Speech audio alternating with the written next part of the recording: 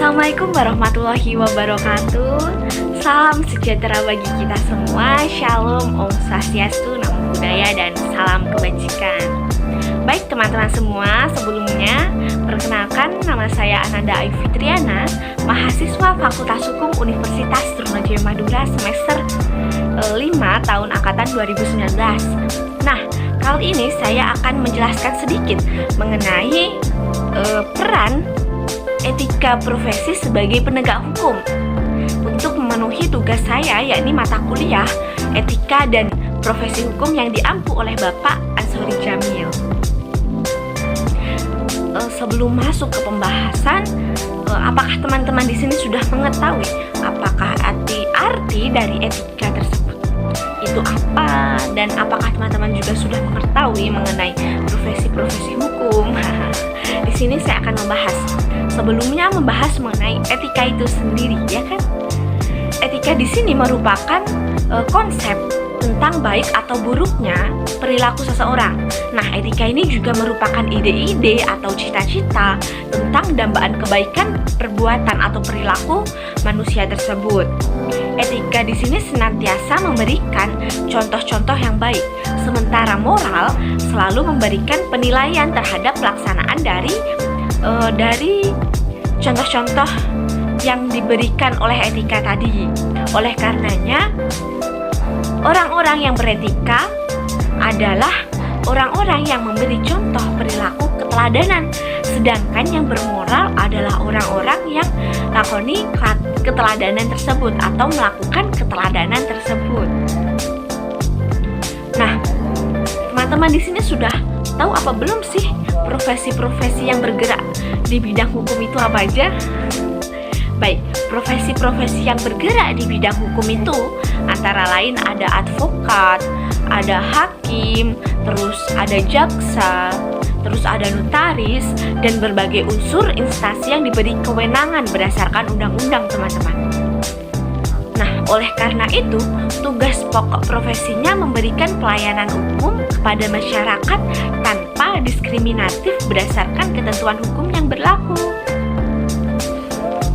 Kemudian nih, etika profesi. Etika profesi ini apa sih?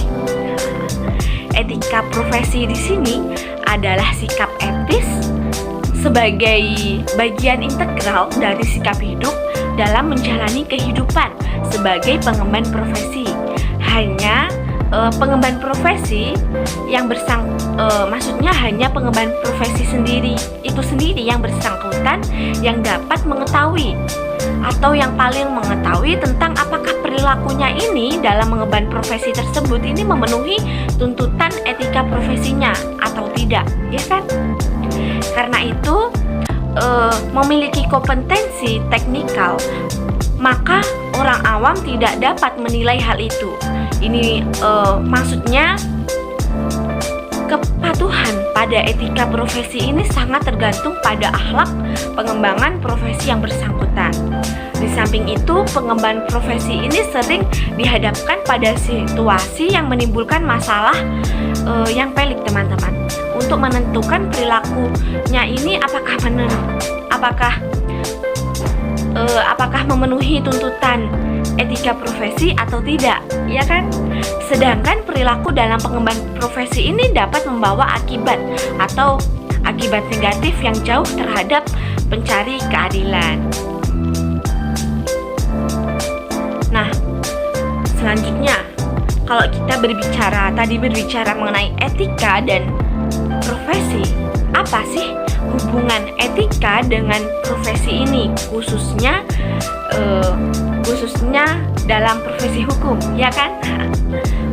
Hubungan etika dengan profesi ini khususnya dalam profesi hukum, bahwa etika profesi adalah sebagai sikap hidup berupa kesediaan untuk memberikan pelayanan profesional di bidang hukum terhadap masyarakat dengan keterlibatan penuh dan keahlian sebagai pelayanan dalam rangka melaksanakan tugas berupa kewajiban terhadap masyarakat yang membutuhkan pelayanan hukum dengan disertai refleksi seksama.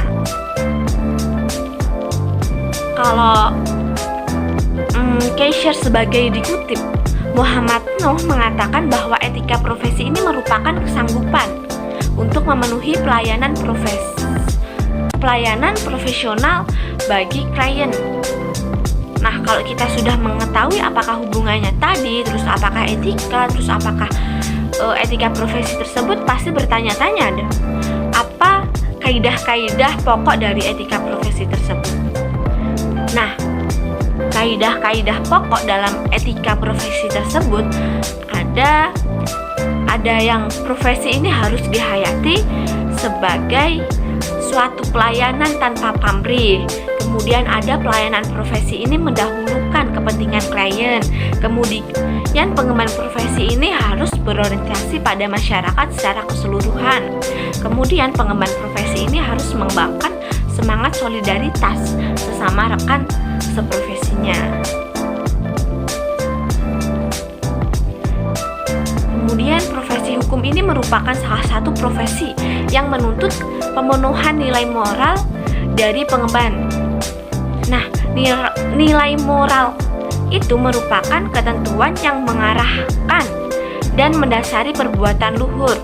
Setiap profesional hukum dituntut agar memiliki nilai moral yang kuat. Nah, menurut Magnus Suseno mengemukakan 5 kriteria nilai moral yang kuat yang mendasari kepribadian profesional hukum.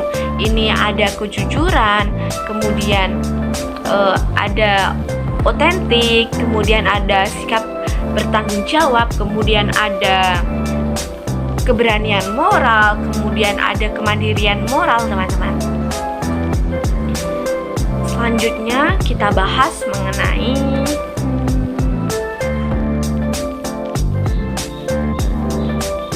kode etik profesi. Nah, kalau kita tadi kan bahas mengenai etika dan profesi, kemudian kita bahas mengenai kode etik. Apa sih kode etik profesi ini? Ya kan? Kode etik profesi ini adalah pedoman sikap, ya kan? Tingkah laku dan perbuatan dalam melaksanakan tugas dalam kehidupan sehari-hari. Kode etik profesi ini dapat menjadi penyeimbang segi-segi negatif dari suatu profesi, sehingga kode etik profesi ini ibarat kompas yang menunjukkan arah moral bagi suatu profesi itu sendiri, serta menjamin mutu moral profesi di masyarakat. Agar kode etik ini dapat berfungsi dengan semestinya, syarat mutlaknya adalah kode etik ini dibuat oleh kaum profesi itu sendiri. Kode etik ini tidak akan efektif kalau di-drop begitu saja dari atas, yaitu instansi pemerintah atau instansi-instansi lain, karena tidak diwajibkan oleh cita-cita dan nilai-nilai yang hidup dalam kalangan profesi itu sendiri. Instansi dari luar hanya bisa menganjurkan membuat kode etik dan dapat juga menentukan dalam merumuskannya. Agar berfungsi dengan baik, kode etik profesi ini harus menjadi self-regulation atau pengaturan diri dari profesi itu sendiri. Jadi etika profesi, saya ulangi lagi ya. Jadi etika profesi hukum atau kode etik profesi di sini merupakan bagian terintegral dalam mengatur perilaku penegakan hukum sebagai wujud penegak hukum yang baik sekaligus berkeadilan. Nah, penegakan hukum menuntut sikap integritas moral. Sikap ini menjadi modal bagi penyelenggara profesi hukum dalam menjalankan tugas profesinya. Tolak ukur utama menjadi penyelenggara profesi hukum dalam menegak hukum terletak pada independensi penyelenggara profesi dan